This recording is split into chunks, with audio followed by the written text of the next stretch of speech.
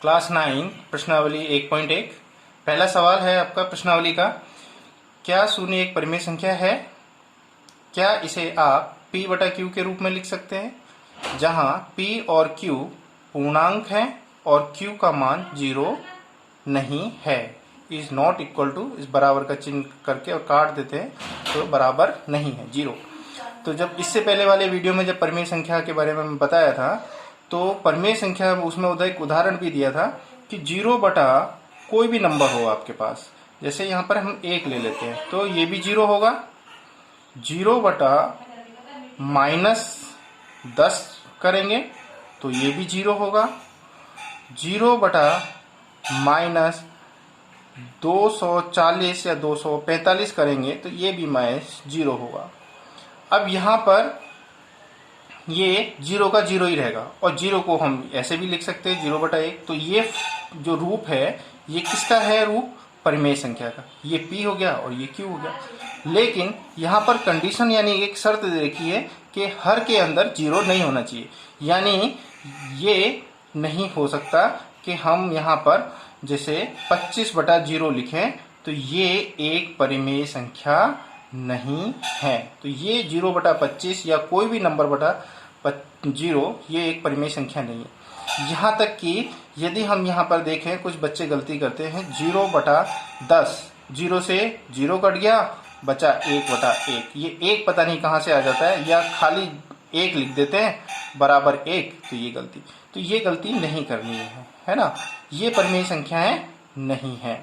और 0 बटा 0 भी परिमेय संख्या नहीं है। ये आगे की कक्षाओं में पूछेंगे। ये अनिर्धार्य मान है, यानी ये एरर आता है इसके लिए, तो ये बड़ी कक्षाओं में पढ़ेंगे। तो यहाँ हमारे प्रश्न का उत्तर हो गया, क्या शून्य एक परिमेय संख्या है, क्योंकि हम 0 बटा 1 लिख सकते हैं, यानी p बटा q रूप में लिख सकते हैं। 0 बटा -10 भी लिख सकते हैं, 0 बटा 245 भी लिख सकते हैं। तो ये एक p बटा q रूप में भी लिख सकते हैं जहां ये है। तो ये इसका उत्तर हो गया कि हाँ, ये एक परिमेय संख्या है। हमारा दूसरा प्रश्न है इसी प्रश्नावली का, 3 और 4 के बीच में 6 परिमेय संख्याएं ज्ञात कीजिए। अब इस प्रकार के सवालों का एक फिक्स पैटर्न है, प्रारूप है कि उनको किस तरह से हम हल करते हैं। तो जितनी भी संख्या ज्ञात करनी है, इस वाले प्रश्न में कितनी ज्ञात करनी है? 6। तो 6 में हम क्या करेंगे? +1 करेंगे। तो कितना हो गया अपने पास? 7। और जिस संख्या के बीच में पूछी गई है या ज्ञात करनी है, उन संख्याओं को उस नंबर से गुणा कर देंगे। तो यहाँ 3 को किससे गुणा कर दिया? 7 से, और 7 से ही भाग दे दिया। तो कितना हो गया ये? 21 बटा 7, जो कि कितने के बराबर है? 3 के बराबर। इसी प्रकार हम जिसको और अंतिम संख्या जो दे रखी है उसको और आपस में गुणा कर देंगे। तो 4 × 7 करेंगे तो कितना हो जाएगा? और 7 से ही भाग दे देंगे तो 28 हो जाएगा। और 28 बटा 7 भी कितना होता है? 4 के बराबर होता है। अब यहाँ पर हम लिख देंगे 21 बटा 7, एक लाइन खींच देंगे, और यहाँ पर भी एक लाइन खींच देंगे, यहाँ पर लिख देंगे 28 बटा 7। अब इनके बीच में कौन कौन सी संख्याएं आती हैं वो देख सकते हैं अपन। 22 बटा 7, 23 बटा 7, 24 बटा 7, 25 बटा 7, 26 बटा 7 और 27 बटा 7। अब गिन के देखें, 1 2 3 4 5 6। अब ये ऊपर वाला हर तो अंश तो चेंज होता जा रहा है, बदलता जा रहा है, लेकिन हर कभी भी चेंज नहीं होगा, क्योंकि हमें इसके बीच में ज्ञात करनी है। तो यदि हम 22 में 7 का भाग लगाएंगे तो 3 पॉइंट समथिंग कुछ आएगा। 23 में भी कुछ भाग लगाएंगे तो ये भी 3 पॉइंट समथिंग आएगा।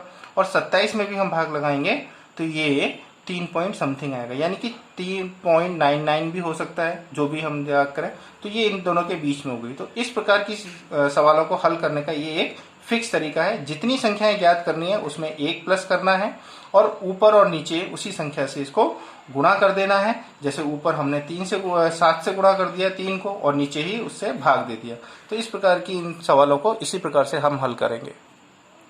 अब सवाल नंबर 3 है, 3 बटा 5 और 4 बटा 5 के बीच में 5 परिमेय संख्याएं ज्ञात कीजिए। अब यहाँ पे कितनी ज्ञात संख्या करनी है? 5। तो हम क्या करेंगे? 5 + 1 करेंगे तो कितना हो जाएगा हमारे पास? 6। तो 6 से हम ऊपर यानी कि अंश और नीचे हर, इन दोनों को गुणा कर देंगे। तो कितना हो जाएगा? 3 × 6 और 5 इंटू 6, तो ये हो जाएगा 6 तारी 18 और नीचे हो जाएगा 5 6 30। इसी प्रकार हम इस वाली संख्या के साथ भी करेंगे, 4 इंटू 6 और 5 इंटू 6, तो 6 चौक 24, 24 बटा 30। अब 18 बटा 30 यूं करके खींचेंगे और यहां पे लिखेंगे 24 बटा 30, और इसके बीच में 18 के बाद 19 बटा 30, 20 बटा 30, 21 बटा 30, 22 बटा 30 और 24 बटा 30। इस प्रकार से इसको हल करेंगे। अब देखें 1 2 3 4 और 5, तो इनके बीच में इस टाइप की संख्या आ गई, तो ये हल हो गया। प्रश्न नंबर 4, नीचे दिए गए कथन सत्य है या असत्य, कारण के साथ अपने उत्तर दीजिए। पहला कथन दे रखा है, प्रत्येक प्राकृत संख्या एक पूर्ण संख्या होती है। अब प्राकृत संख्या कौन सी होती है? 1 2 3 4 से लेके अनंत तक, जो मैंने बताया था। पूर्ण संख्या क्या होती है? 0 1 2 3 4 से लेके अनंत तक। तो यहां पर देखें कि यहां से लेके यहां तक की संख्या कौन सी होगी? प्राकृत होगी। तो पूर्ण संख्या के अंदर कौन सी संख्या सम्मिलित है? प्राकृत संख्या सम्मिलित है, यानी ये कथन क्या है? सत्य है। इसके बाद हम दूसरा कथन देखें, प्रत्येक पूर्णांक एक पूर्ण संख्या होती है। अब पूर्णांक में क्या होता है? -2 भी होता है, -1 भी होता है, और पूर्ण संख्या के अंदर ये चीज नहीं होती। देख लो, पूर्ण संख्या है ये अपने पास, पूर्ण संख्या में माइनस वाली संख्या नहीं होती, तो ये कथन क्या हो गया? गलत हो गया।